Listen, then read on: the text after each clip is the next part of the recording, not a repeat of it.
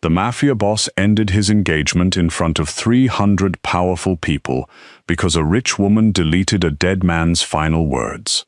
Lena Caruso did not know that would happen when she walked into the ballroom of the Marigold Crown with swollen eyes, a cleaning uniform, and grief still caught in her throat. She only knew her father was gone. She only knew the old pocket recorder in Vivian Sloane's hand carried the last piece of him she had left. And she only knew that everyone in that glittering room was watching her, as if pain had entered through the wrong door. Before that night, most people at the Marigold Crown did not say Elena's name. They said the overnight cleaner. They said the big one. They said the heavy girl from housekeeping who moved quietly through private suites after midnight and scrubbed away the shame of people rich enough to make messes they never had to remember. Elena was 29. Soft around the arms, wide in the hips, strong from years of lifting laundry bags and mop buckets and boxes of champagne glasses that cost more than her monthly rent. Her body had been spoken about so often by strangers that she had learned to carry it like furniture, useful, solid, easy to ignore. Guests laughed when she had to squeeze past rolling carts in narrow service halls. Managers told her to hurry with voices that made hurry sound like an accusation. Men in expensive jackets looked through her as if she were a wall that had learned to breathe. Women in silk dresses sometimes handed her empty glasses without checking whether she already carried something. Elena always took them. She always said, "Yes, ma'am." She always kept moving. The Marigold Crown was beautiful, in the cruel way expensive places could be beautiful. Its towers rose above the Las Vegas Strip like gold knives, all mirrored windows and glowing edges and bright signs that made night look permanent. Inside, there were marble floors polished until they reflected the chandeliers, private elevators with brass buttons, suites where roses were replaced before they could wilt, and kitchens that never stopped breathing heat. There were rooms for high rollers, rooms for politicians, rooms for men who arrived with bodyguards and left with secrets, and rooms Elena cleaned before dawn, while the city outside still screamed with music. She knew which carpets hid stains best. She knew which guests tipped with guilt and which ones tipped so they could be cruel without feeling cheap. She knew which doors locked softly and which ones slammed when drunk hands forgot their strength. She worked nights because nights paid a little more, and a little more mattered. At home, her younger brother Tomas slept on an old couch beside their father's hospital bed because the apartment was too small for illness to have its own room. Tomas was 19 and tried to act older because someone had to help Elena lift their father when the nurse was not there. He had their mother's sharp eyes and their father's stubborn mouth, but lately, even his jokes had grown tired at the edges. Silvio Caruso had once been the loudest man in any garage. He had been a taxi mechanic with black grease under his nails, a laugh that shook coffee cups, and hands that could fix an engine by listening to it cough for 5 seconds. Now those hands trembled too badly to hold a spoon. A neurological disease had taken his balance first, then his work, then most of his movement, and finally it had started stealing his voice. Speaking hurt him. Some days, a single sentence left sweat on his forehead. So Silvio recorded messages instead. Every Sunday night, Tomas placed an old silver pocket recorder beside him, and Silvio pressed the button with one shaking finger. Sometimes the messages lasted only 30 seconds, sometimes 3 minutes. He talked about the old garage. He talked about Elena as a child, sitting on a tire and pretending to read invoices upside down. He apologized for needing so much care. He told her not to believe people who mistook weight for weakness. He told her her body had carried more love than most people's hearts ever did. Elena kept the recorder wrapped in a blue scarf inside her work bag. On the worst nights, when some guest called her disgusting under his breath, or a manager looked at her like she made the hotel less elegant by standing in it, she would sit in a supply closet, close her eyes, and play one of the old recordings. Her father's voice would come out thin and scratchy, but still warm, still his, and for a few minutes, The world became smaller than its cruelty. 1 week before the hotel's biggest charity gala of the year, Matteo Severin returned to the Marigold Crown. People started behaving differently before he even arrived. Security men polished their shoes. Managers stopped yelling where cameras might see. Casino hosts straightened their jackets when his name passed through the lobby. Matteo owned nothing openly that mattered, and everything quietly that did. On paper, the Marigold Crown belonged to a chain of investment groups and hospitality companies. In Las Vegas, paper was for lawyers. Everybody knew the truth. Matteo Severin controlled the hotel, the private security contracts, the trucking routes that brought food and liquor across the desert, and half the rooms where powerful men went to speak when they did not want phones nearby. He was not loud. That was what frightened people most. He did not enter a room like a man asking to be noticed. He entered like a man everyone had already been warned about. Tall, still, dark-haired, always dressed with a kind of quiet perfection that made even expensive suits look like uniforms. His eyes did not wander, his voice did not rise. He wasted nothing, not words, not anger, not mercy. Men who crossed him disappeared from business before they disappeared from rooms. Women who worked in his hotels whispered that he was dangerous but not dirty, and in their world that difference mattered. Matteo had one rule his people knew better than any written policy. Never take dignity from someone who has already lost too much. He broke many laws. He did not break that one. Elena saw him first near the service elevators at 3 in the morning, though saw was too strong a word. She noticed the hallway changing. 2 guards stepped aside. A casino manager stopped speaking mid-sentence. The air tightened. Elena was trying to lift a laundry cart whose front wheel had jammed sideways under the weight of torn sheets and wet towels. 3 younger employees had passed her already, all in a hurry to be seen doing easier things. Elena had one knee braced against the metal frame, both hands on the cart handle, sweat gathering under her collar. The cart gave an ugly screech and did not move. Someone laughed from the end of the hall. Then a polished black shoe stopped beside the wheel. Elena looked up and found Matteo Severin standing close enough for her to smell cedar and cold air on his coat. He did not ask what happened. He did not ask why she had not called maintenance. He put one hand on the cart, studied the bent wheel, and kicked the metal bracket once with sharp precision. The wheel snapped back into place. The cart rolled forward an inch. Elena stared at it, then at him. "Thank you," she said, because she could not think of anything else. Matteo looked at the name stitched crookedly on her uniform. Elena. His gaze did not move over her body like a measurement. It stayed on her face. "Get someone to replace that cart before it hurts you." Then he walked away. That was all. No smile, no softness, no grand rescue. Just a broken wheel fixed and a name noticed. Elena stood in the service hall for several seconds, one hand still wrapped around the cart handle, feeling strangely unsteady. Men like Matteo Severin did not see women like her unless they were in the way. He had seen her. Worse, he had spoken as if being hurt at work was not something she was supposed to accept as part of the job. Vivian Sloane saw it too. She stood near the private elevator in a pale cream dress, her hair smooth enough to look untouched by weather or fingers, her mouth holding the kind of smile that had been trained in mirrors.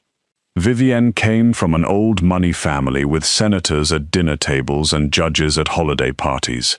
She was engaged to Matteo, though no one at the hotel believed love had much to do with it. Her family brought legal shine, press protection, and doors that stayed open in government buildings. Matteo brought money, danger, and a name people obeyed even when they hated him. Together, they looked like a perfect arrangement, not a romance, a treaty. Vivian had taken over the gala as if the hotel itself had offended her and needed correction. Flowers were changed because their shade of white looked too funeral. Waiters were reassigned because their accents were too noticeable. Staff corridors were ordered cleared because donors might glimpse something human by mistake. She wanted the marigold crown to glitter without showing the hands that polished it. Elena understood women like Vivienne. They were never openly cruel at first. They smiled while making the room smaller around you. For the next several days, Elena worked longer shifts than usual. The gala ate the hotel from the inside. Private suites had to be prepared for donors. Kitchens ran through rehearsals. Crystal glasses were counted, washed, counted again. Brass elevator doors were polished until Elena's shoulders burned. She cleaned vomit from a private lounge where a man had lost more money in 2 hours than her father's care cost in a year. She changed sheets in a suite where guests had spilled red wine across the carpet and blamed housekeeping for not arriving fast enough. She hauled trash through corridors heavy with the smell of perfume, cigar smoke, bleach, and money. Only Marta Ilian treated her like a person during those days. Marta was the pastry chef, old enough to call anyone foolish and be forgiven for it, with silver hair pinned tight and hands that smelled of sugar and lemon. She saved Elena coffee in a chipped mug near the back of the kitchen and hid leftover rolls in paper napkins before the managers could throw them away. Marta never made Elena explain why she looked tired. She simply pushed food toward her and said, "Eat before grief, or work eats you first." Elena always smiled at that, even when she had no strength for smiling. She had not told Marta how bad things were at home. She had not told anyone. Her father had stopped asking what day it was. His eyes followed Elena when she left for work, and sometimes she thought he was trying to memorize her because he knew he was running out of time. On the Sunday before the gala, he recorded another message. His hands shook so hard, Tomas had to help him hold the recorder. "Not yet," Silvio whispered when Elena reached for it afterward. His voice was weak and breathy, each word scraped thin. "Play it at the right hour, Lena mia." Elena had laughed softly, though fear had moved under her ribs. "And how am I supposed to know the right hour?" Her father's mouth trembled into something like a smile. "You'll know." So she wrapped the recorder in the blue scarf and placed it deep inside her work bag. All week, she felt it there when she carried the bag against her side. A small weight, a secret light. The morning of the gala, Tomas called, while Elena was scrubbing a private dining room floor on her knees. She saw his name on her cracked phone screen and answered too quickly. "Elena," he said, and the sound of her name told her everything before the words did. She stood so fast her knee hit the table. "What happened?" "The nurse says you should come home." The room tilted. Elena pressed one wet glove against the table edge. "Now?" There was a pause. Tomas was crying but trying not to make noise. "She says today. Maybe soon." Elena closed her eyes. The smell of floor cleaner rose sharp and sour. Beyond the dining room doors, staff were setting white roses into gold vases. Someone laughed in the hallway. Life continued with terrible manners. "I'm coming," she said. She found Vivienne in the ballroom, standing beneath chandeliers while 2 assistants adjusted the height of floral arches near the stage. Vivienne wore a soft rose-colored suit and looked calm enough to make panic seem vulgar.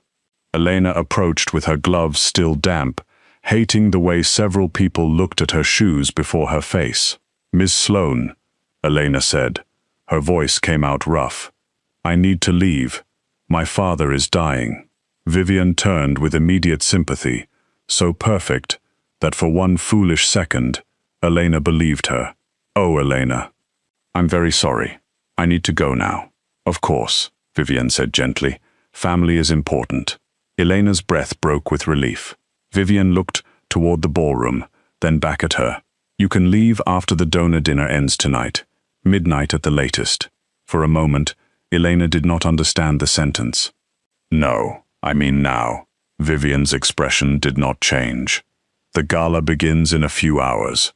We are short on trained overnight staff, and your floor assignments are already confirmed. My father may not last a few hours. I understand this feels urgent. It is urgent." Vivienne's smile softened in a way that made the room colder. Then honor him by finishing your responsibility well. Disorder helps no one, Elena. Elena begged once. Only once. She hated herself for it before the word fully left her mouth. Please. Vivian stepped closer and lowered her voice. Everyone has pain. Not everyone brings it into work. Elena stared at her. Around them, flowers were being lifted into place. Crystal lights trembled overhead. A waiter passed carrying empty champagne flutes that clicked together like tiny bones. Elena went back to work because poor people were always being forced to choose between love and survival, and the choice was never honest. She cleaned with her phone in her pocket and her heart outside her body. Every buzz made her flinch. Every minute felt stolen. At 7 that evening, while guests began arriving in black gowns and tuxedos, Tomas called again. This time, he did not say her name right away. Elena stepped into a supply closet and closed the door. Tomas? He's gone, her brother whispered. The world did not break loudly. It folded inward. Elena slid down the metal shelves until she was sitting on the floor among paper towels and disinfectant bottles. She pressed both hands over her mouth so the sound inside her would not escape. Her father was gone. The man who had taught her how to check oil, how to knead dough, how to laugh at people who thought cruelty made them important, was gone while she was polishing floors for people who did not know he existed. Then she remembered the recorder. The right hour. Elena stood so quickly the shelves rattled. She wiped her face with the back of her sleeve and ran toward the employee lockers. Her body was not graceful. It had never been allowed to be, but it was strong, and grief made it stronger. She pushed through the staff corridor, past banquet workers and security men, past a manager who called after her, past a row of garment bags waiting for performers. When she reached the lockers, her lock hung open. Her bag was gone. For several seconds, she could only stare. The locker was empty except for a loose receipt and a broken hair tie. The blue scarf was gone. The recorder was gone. Her father's last message was gone. Marta found her there, breathing too hard, one hand braced against the locker door. Elena? My bag, Elena said. Where is my bag? Marta's face changed. They cleared the staff areas. Miss Sloane said everything personal had to be removed before guests arrived. Who took it? Marta looked away. Elena's stomach dropped. Marta, who took it?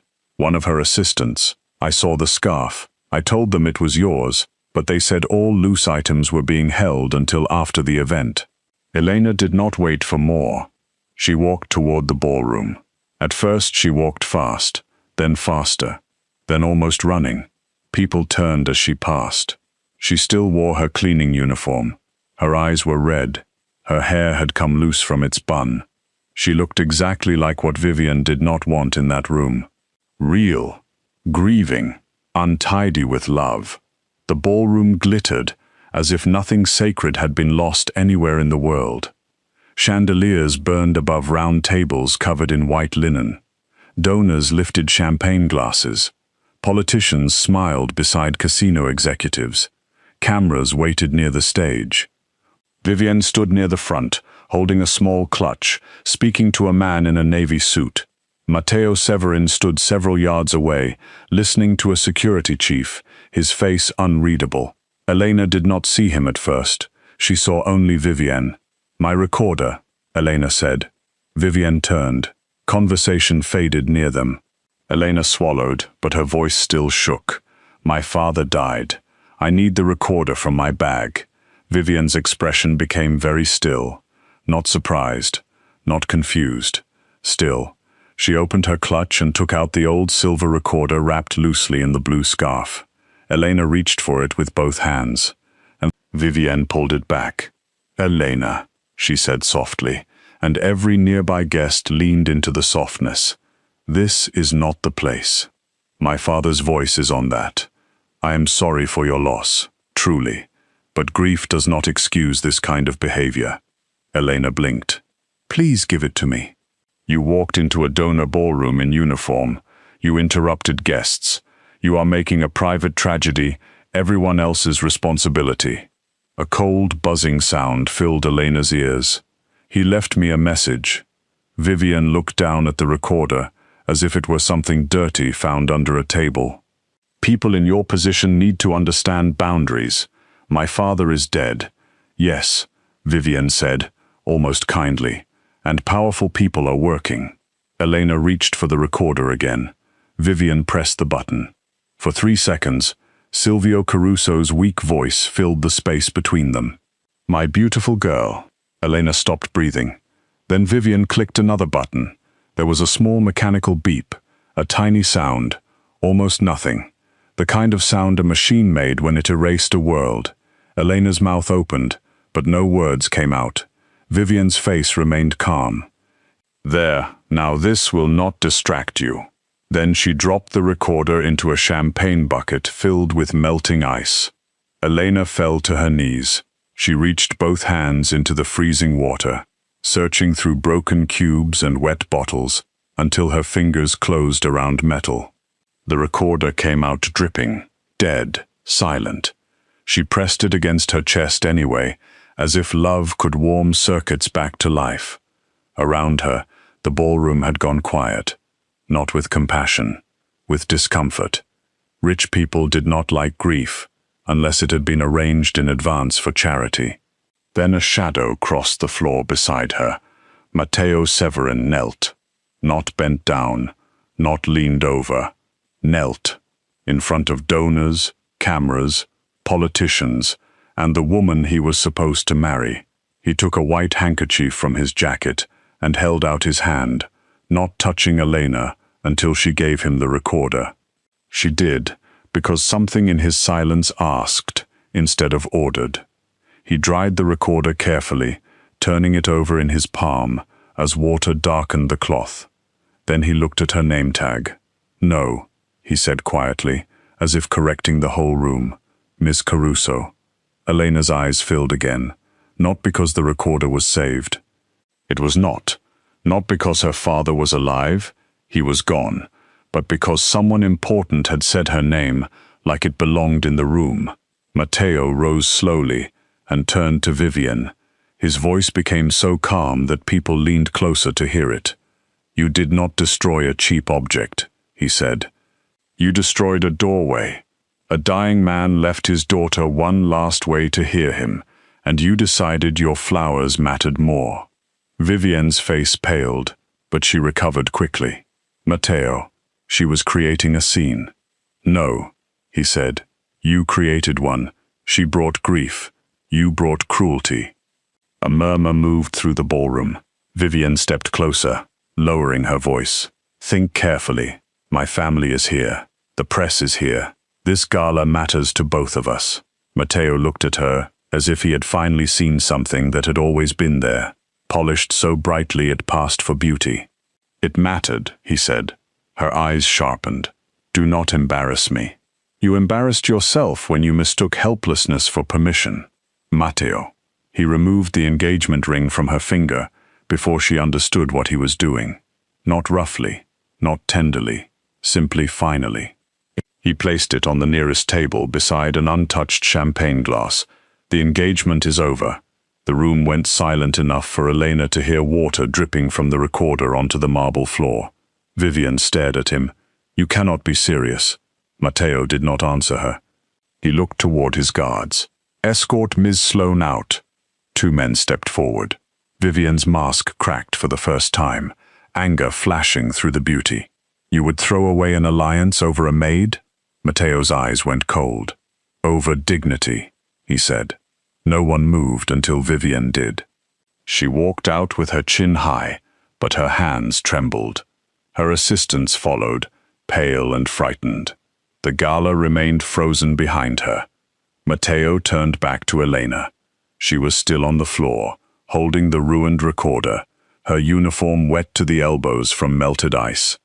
He did not tell her to stand. He did not touch her. He waited. When she finally rose, he took off his jacket and placed it around her shoulders without making a performance of it. "I need to go home," she whispered. "I'll drive." She almost said no. Pride rose automatically, tired and bruised. Then she looked at the recorder in her hands and remembered her father was waiting in a room she had not reached in time. There were some nights too heavy to carry alone. Matteo drove her himself through the glowing streets of Las Vegas. Not in the back with a driver, not with guards speaking into radios. Himself. The city flashed around them in pink and gold and electric blue, a place built to make loss look impossible. Elena sat in the passenger seat with Matteo's jacket around her and the dead recorder in her lap. He did not offer empty comfort. He did not say her father was in a better place. He did not say everything happened for a reason. Men like him probably knew better than most that some things happened because people were cruel, and some things happened because time took what it wanted. At a red light, he said, "Was his name Silvio?" Elena looked at him. "Yes." Matteo nodded once. "Tell me something about him." The question hurt. Then it opened something. "He fixed taxis," she said. Her voice sounded far away. He could hear an engine and know what was wrong before opening the hood. He sang badly, really badly. He put garlic in everything. He used to say a person who did not feed you when you were sad could not be trusted. Matteo's hands remained steady on the wheel. "He sounds wise. He was loud," Elena whispered. "Before he got sick. The apartment was never quiet when he was well. And now?" She looked out the window. "Now quiet feels like something that won." Matteo said nothing after that. Somehow, the silence did not feel empty. It felt guarded.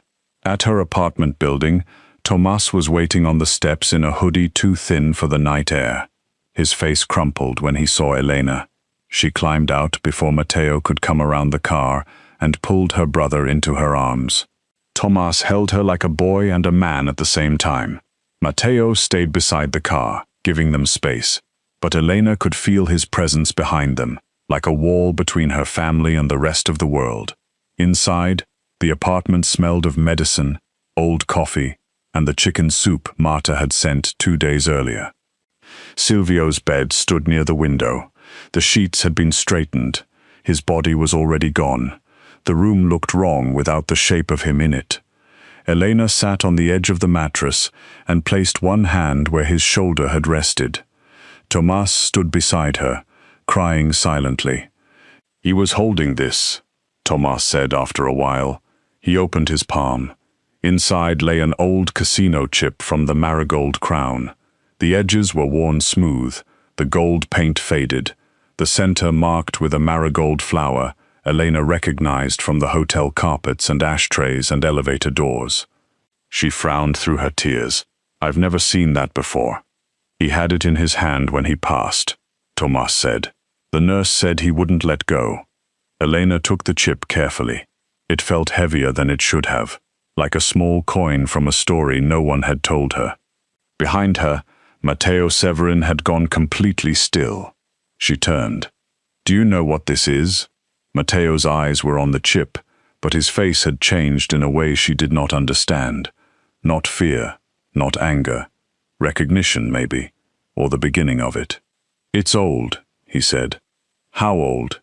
His gaze lifted to hers. "Old enough to matter." Elena looked down at the faded marigold in her palm. Her father had died holding a piece of the hotel where she had spent the night losing his final words. The thought moved through her slowly, strange and cold. Her father had never gambled. He had hated casinos. He used to say they were rooms where hope went in clean and came out smelling like smoke. So why had he kept this? Why had he held it at the end? Matteo stepped closer, but not too close. "Ms. Caruso," he said quietly, "I need to ask you something." Elena closed her fingers around the chip. "What?" "Did your father ever speak about my mother?" The apartment seemed to shrink around the question. Elena stared at him. "Your mother?" Amara Severin. The name meant nothing to her. But in the old recorder, still wet and silent on the kitchen table, there had been one final message. One message meant for the right hour. One message Vivian had tried to erase from the world. And now, with her father gone, a ruined machine, a faded casino chip, and a mafia boss standing in her apartment, asking about a dead woman Elena had never heard of. She felt for the first time that her father had not only left her grief, he had left her a door. The name Amara Severin did not belong in Elena's apartment. It sounded too elegant for the cracked kitchen tile, too old for the humming refrigerator, too heavy for a room where grief still sat beside the empty hospital bed. Elena looked at Matteo, then at the faded casino chip in her hand, waiting for him to explain why his dead mother's name had followed her father into his final breath. But Matteo did not answer quickly. He was a man who used silence like other men used walls, yet this silence was different. It was not meant to keep her out. It was holding something back because the thing behind it mattered. "My mother died when I was young," he said at last. "But before she died, there was a night my family never spoke about clearly. A night when she disappeared for almost 12 hours while men were hunting her." Thomas wiped his face with the sleeve of his hoodie. "What does that have to do with our dad?" Matteo's eyes moved back to the casino chip. Maybe nothing. Maybe everything. Elena wanted to tell him she had no strength left for mystery. Her father was gone. His final message was gone. Her job was probably gone too, because women like Vivian did not leave quietly after being humiliated. But the chip in her palm felt warm now, as if her father had left one more message in a language she had not known how to read. Silvio Caruso had not held money at the end. He had not held a photograph or a cross or a hospital bracelet. He had held the marigold crown. He had held Matteo Severin's world. Matteo left 2 men outside Elena's building that night, though he did not ask permission in the usual way men like him might have done. He stood near the door while Elena sat on the edge of her father's bed, and he said, "There will be people angry after tonight. I can place protection outside. They will not enter. They will not speak to you, unless you speak first, but they will stay until morning." Elena looked at him through swollen eyes. "Is that a question?" His face remained calm. "Yes." That almost hurt more than being ordered would have. She was so tired of men with power pretending their choices were care. But Matteo stood there waiting for her answer, and the waiting changed the shape of the room. It made space for her. So she nodded once. "Until morning," she said. "Until morning," he agreed. He did not stay. That surprised her too. Some part of Elena had expected him to take over her grief, to begin giving instructions, to call doctors and lawyers and funeral homes with that quiet voice that made people obey. Instead, he left his card on the kitchen table beside the ruined recorder and told Tomas to call if anyone came to the door. Then he walked out into the hallway and closed the door softly behind him. Elena did not sleep. She sat at the kitchen table with the recorder in front of her and the casino chip beside it. Tomas eventually lay down on the couch and cried himself quiet. The apartment became the kind of silent that follows a long illness, when machines stop, medicine bottles remain, and everyone realizes how much space one's suffering body had filled. Elena pressed the recorder's play button again and again, even though nothing happened. The screen stayed dark. The speaker stayed dead. Each press felt foolish. Each press felt necessary. By sunrise, Matteo Severin knew more about Silvio Caruso than Elena had ever known. He did not begin with police files, because police files in Las Vegas were often written by whoever had paid for the pen. He began with old payroll records, garage licenses, taxi medallion disputes, private security logs, and the kind of men who remembered things they had promised to forget.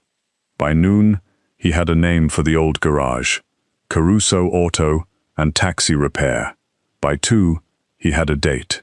20 years earlier, on a night of heavy desert rain, Amara Severin had vanished from a private charity dinner after rival criminals learned her route home. By 4, Matteo had the first witness, an old retired dispatcher who still owed the Severin family enough to answer honestly. Amara had escaped the first car near Fremont Street. She had been injured, alone, and hunted by men who had friends wearing badges.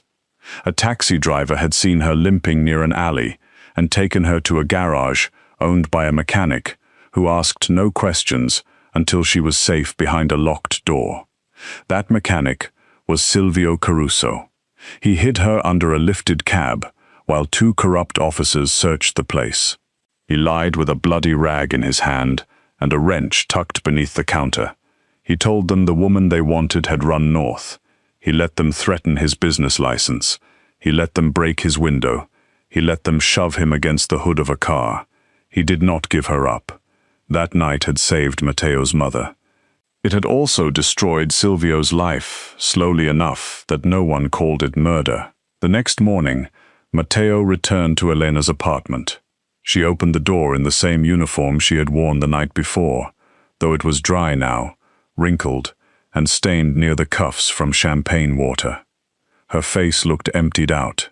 Not weak, emptied, like someone had scooped all the noise from inside her and left only a person standing, because standing was the last thing she knew how to do. "I found something," Matteo said. Elena stepped aside. Tomas sat at the table while Matteo told them the story.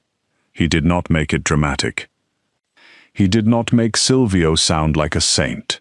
He made him sound real, a mechanic with a bad temper and a brave heart, a man who had seen a frightened woman in danger and decided that a person's life mattered more than his own comfort. After that night, Silvio's garage was inspected 6 times in 4 months. His taxi contracts vanished. His license renewal was delayed, then denied. Shops stopped hiring him openly. For years he took cash work in illegal garages outside the city, places with bad air, chemical fumes, no masks, no records, and no one to sue when a man's hands began to shake. Elena did not cry while Matteo spoke. She stared at the table. Tomas cried for both of them. "My mother knew," Matteo said. "Not all of it, but enough. She arranged small payments through medical charities years ago. Not enough. Not directly. She was being watched then. After she died, no one followed the thread." Elena looked up. "So my father lost everything because he helped your mother." Matteo did not defend himself with distance. He did not say he had been a child. He did not say he had not known. He took the sentence because it was true. "Yes," he said. The honesty made Elena angrier, not less. She stood so fast the chair scraped the floor. "And now what? You pay for the funeral? You send flowers?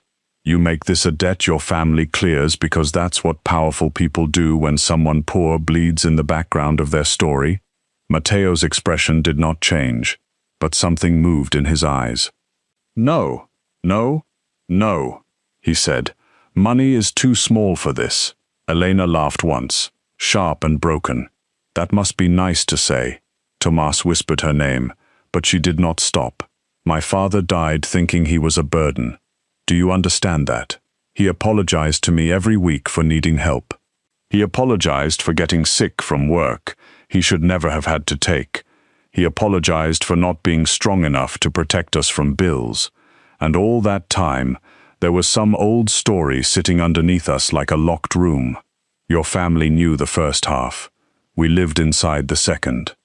Matteo absorbed every word as if she had placed each one carefully into his hands. "You're right," he said. Elena wanted him to argue. She wanted something to push against, but his quiet agreement left her standing in the middle of the kitchen with nowhere for the anger to go. She turned away and covered her mouth. Matteo looked at the ruined recorder on the table. "May I take it?" Her body went still. "To a specialist," he said. "Someone who recovers damaged audio. I cannot promise anything." Elena closed her eyes. Hope was cruel when it arrived too soon. "Most of it is gone. I know. Vivienne deleted it." "Yes." "And then she drowned it." "Yes." Elena looked at the recorder. It was ugly now, dull and watermarked, its tiny speaker cracked near the edge, but her father's hand had held it. His thumb had pressed those buttons. His voice might still be buried somewhere inside it, under damage and ice, and one woman's polished cruelty. "You can take it," she whispered, "but don't tell me to hope. I won't." Vivienne waited 2 days before striking back. She did not do it with screaming or tears. Women like Vivian understood that rage worked better when dressed as concern. Elena was at the funeral home, choosing the cheapest casket that did not look cheap enough to shame her, when 2 police officers entered and asked her to step outside. A diamond bracelet had gone missing from a private suite at the Marigold Crown. Elena had signed the cleaning log for that room. Security footage showed her entering. A witness said she had seemed upset and unstable after the gala. The bracelet was later found wrapped in a housekeeping towel inside a storage room only staff could access. Elena listened to the accusation with a strange calm. After everything, theft sounded almost small. Then one officer reached for her wrist, and Tomas shouted. The funeral director looked away.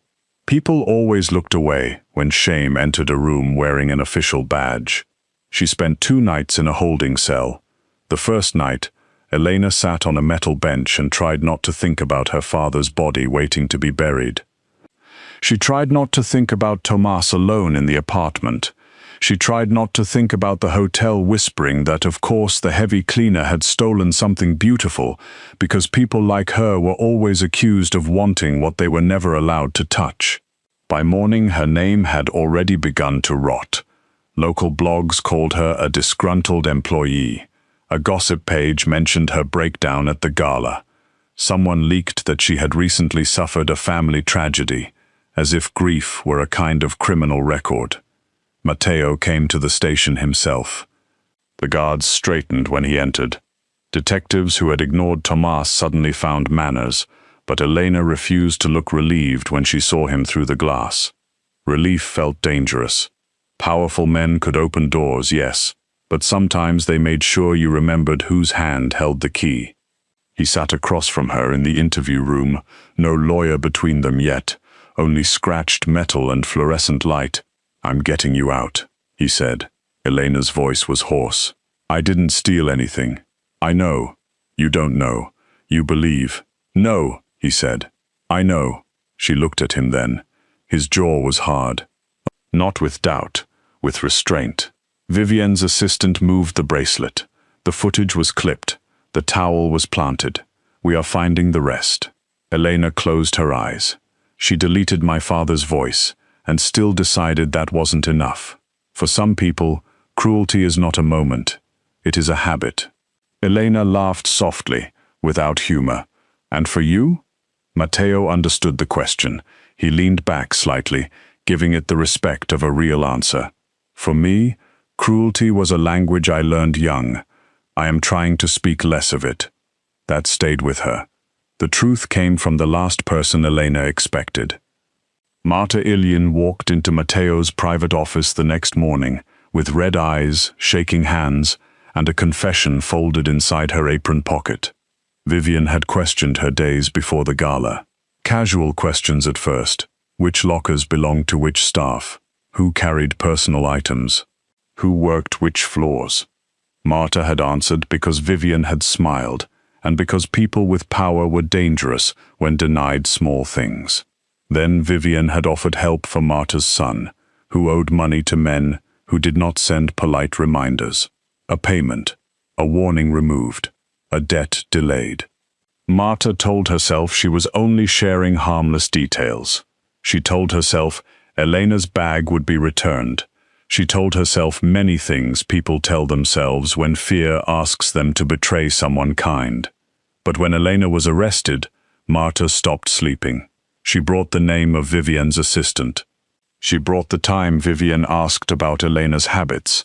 She brought a copy of a message promising help for her son if Marta stayed quiet. It was not everything, but it was enough to pull one thread. Matteo's people pulled the rest. Security footage from a service elevator showed Vivian's assistant carrying Elena's bag. Staff records proved Elena had left the suite before the bracelet vanished. A driver admitted he had taken the assistant to a pawnbroker who refused the bracelet because the stones were registered. A hotel technician recovered deleted camera fragments showing the planted towel. By the time Elena was released, the sky outside the station was gray and bright, the kind of morning that made the city look tired of itself. Tomas ran to her first. He hugged her so hard she winced, then apologized, then hugged her again. Matteo stood near the curb beside a black car, but he did not interrupt.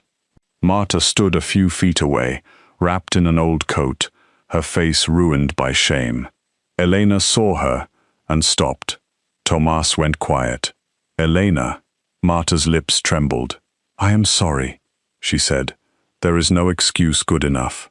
I was afraid for my son, and I let that woman use my fear. I hurt you." Elena looked at her for a long moment.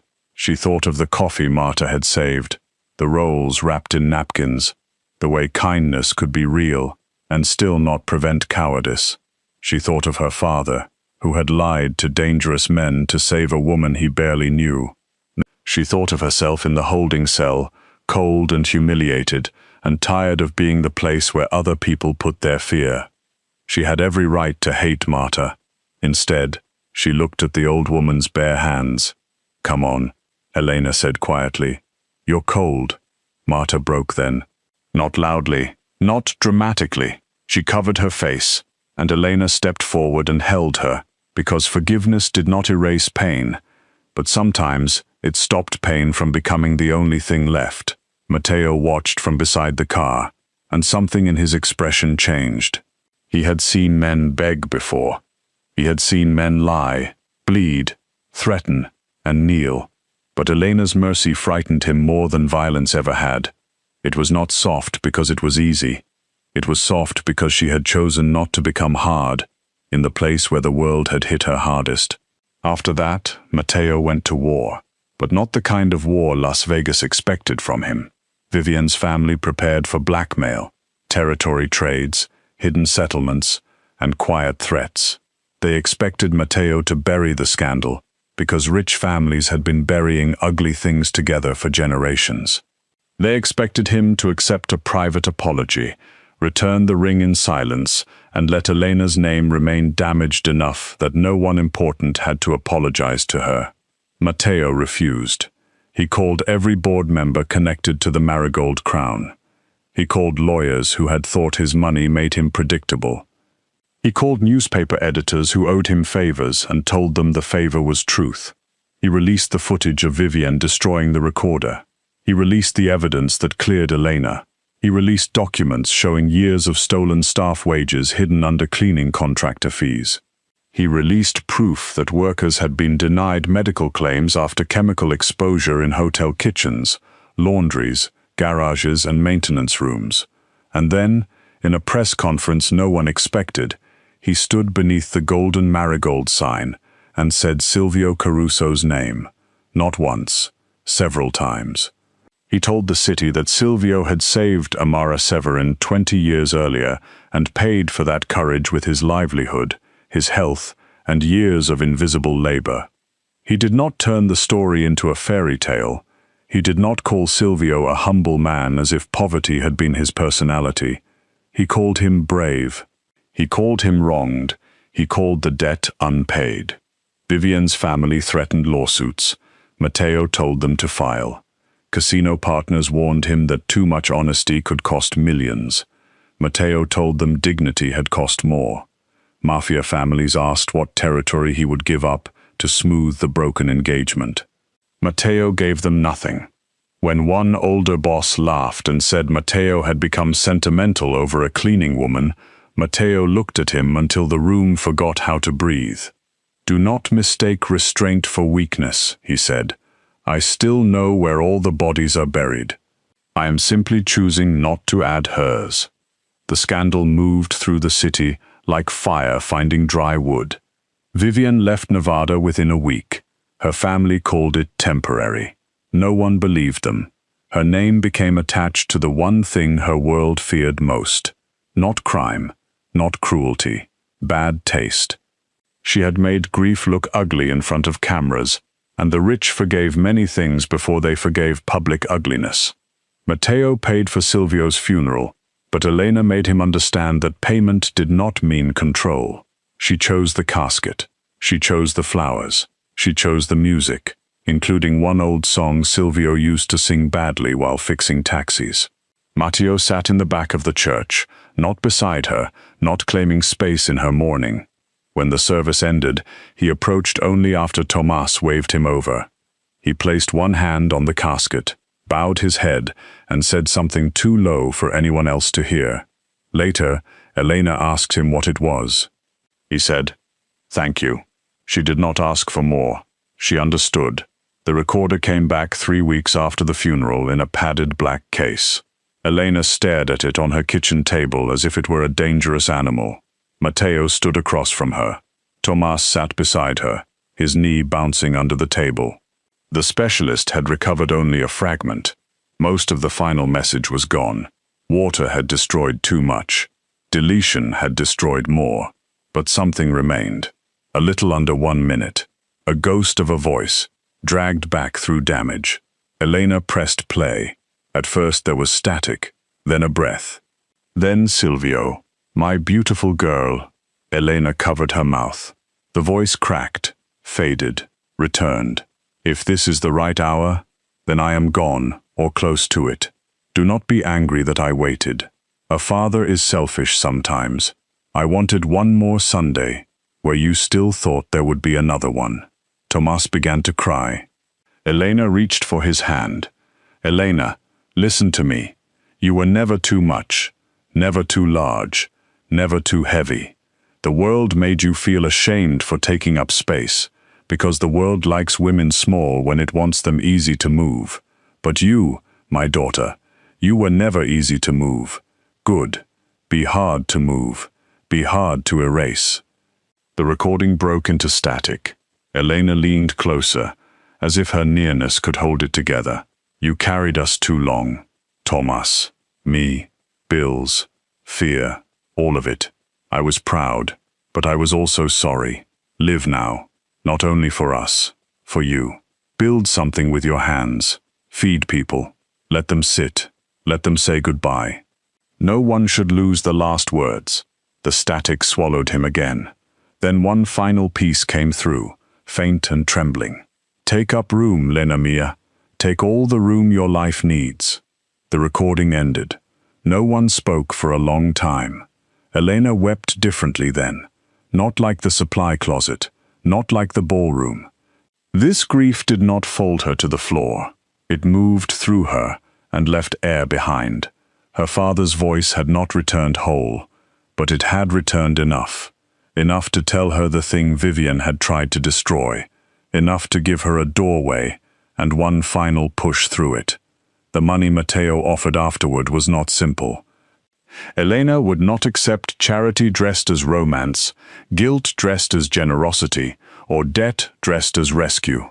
So they sat at her small kitchen table for 3 evenings with lawyers, papers, Tomas, and Marta, who had become somehow both forgiven and permanently assigned to bring pastries to every serious meeting. Elena made Matteo put everything in writing, funeral costs paid, Tomas's education funded in Silvio's name, back wages restored to hotel staff, medical claims reopened, a worker health fund created without Matteo's name on the front of it, no statue, no golden plaque praising the Severins. If there had to be a name, it would be Caruso. Matteo agreed to every condition.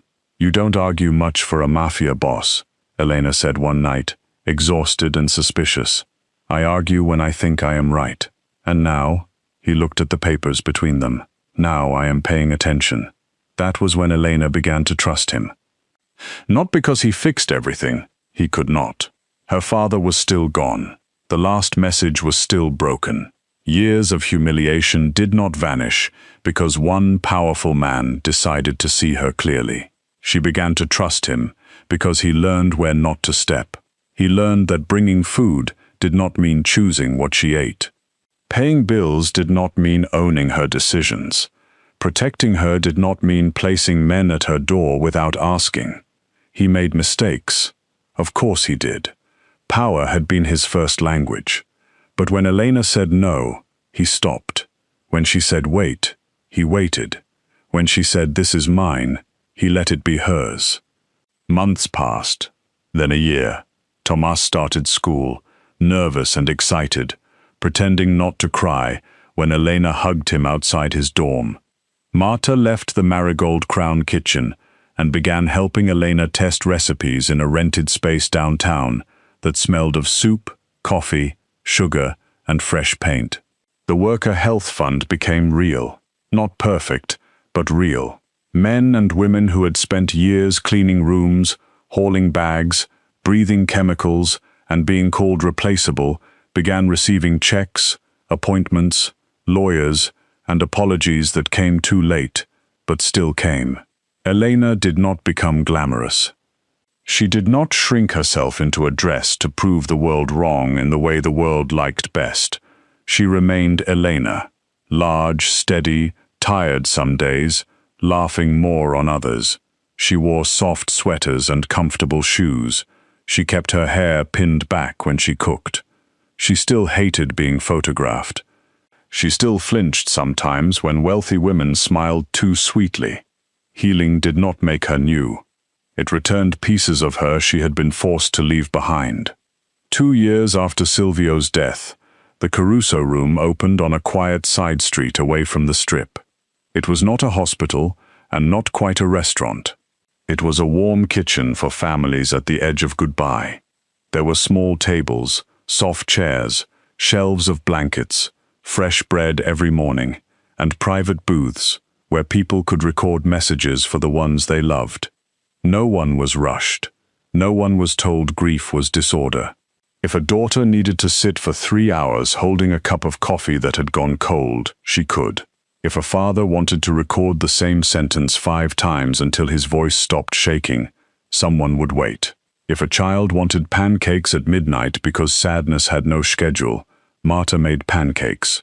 On opening night, Elena stood near the back of the room while families, nurses, hospice workers, hotel staff, and neighbors moved through the space. Tomas had placed Silvio's old tools in a shadow box near the entrance. Beneath them sat the faded casino chip, not hidden now, not heavy with secrets, just part of the story. Matteo arrived late, as he often did, because men still feared him and business still pulled at him like old chains. But when he entered the Caruso room, his guards remained outside. He stood in the doorway for a moment, watching Elena speak softly to an elderly woman who was trying to record a message for her son and kept crying before the second sentence. Elena did not hurry her. She sat beside her, one hand folded around the woman's, and said, "We can start again as many times as you need." Matteo looked at her then with something almost like wonder. Later, when the room had emptied and Marta had gone home with flour on her sleeve, Elena found him standing near the wall of recorders. Each one was labeled, cleaned, charged, and ready. No family would have to search through a ballroom for one. No one's last words would depend on the kindness of someone like Vivienne Sloane. "You're quiet," Elena said. "I am often quiet. Not like this." He looked at the room. "Your father told you to build something with your hands." "He did. You built a place where grief is allowed to sit down." Elena smiled faintly. "That sounds like something Marta would put on a brochure." "It sounds true." She stood beside him, close enough that their shoulders almost touched. Outside, Las Vegas glowed in the distance, all noise and neon and hunger. In here, the lights were warm. Bread cooled on the counter. A recorder blinked softly on a charging dock. The world felt, for one rare moment, gentle. Matteo turned to her. "Elena," she looked up. He rarely used her first name. Not because he was distant, but because the first name mattered now. He had once called her Ms. Caruso, in a ballroom where everyone else had forgotten she was human. Since then, every name had become a choice. "I have been patient," he said. Her mouth curved. "Have you?" Painfully. "Good." Something like amusement touched his eyes. "Good? You needed practice." He accepted that, because it was true. Then his expression softened. "May I ask you something?" Elena's heart moved carefully. "Yes. May I stay?" There were many things he could have said. He could have asked to take her home. He could have asked for a future. He could have offered some grand promise wrapped in money, power, and protection. Instead, he asked the only question that mattered in a story that had begun with a woman being denied permission to leave, denied the right to grieve, denied ownership of her own father's voice. "May I stay?" Elena looked at the man in front of her. Matteo Severin was still dangerous. The city still lowered its voice around him. Men who exploited the weak still had reason to fear his name. That part of him had not disappeared. Maybe it never would. But power had changed direction in his hands. It no longer moved toward her like a locked door. It stood beside her like shelter, waiting to be accepted or refused. She thought of her father's voice. Take up room. She thought of the ballroom floor, the freezing champagne bucket, and Matteo kneeling beside her while everyone else watched. She thought of the old casino chip, of hidden debts, of martyrs shaking hands, of Tomas laughing again, of families sitting in this room with warm bread and recorders that would not be stolen from them. Then Elena reached for Matteo's hand. It was the first time she did it without grief pushing her forward. "Yes," she said. "You can stay." Matteo closed his fingers around hers carefully, as if the answer were something breakable and holy. He did not kiss her right away. He did not pull her into him like victory. He simply stood there, holding her hand in the quiet room her father's final words had helped build. Outside, Las Vegas kept glittering, hungry and bright. Inside, Elena Caruso finally took up space without apology, and beside her stood the man who had once ruled a hotel full of locked doors, now grateful for the one door she had chosen to open.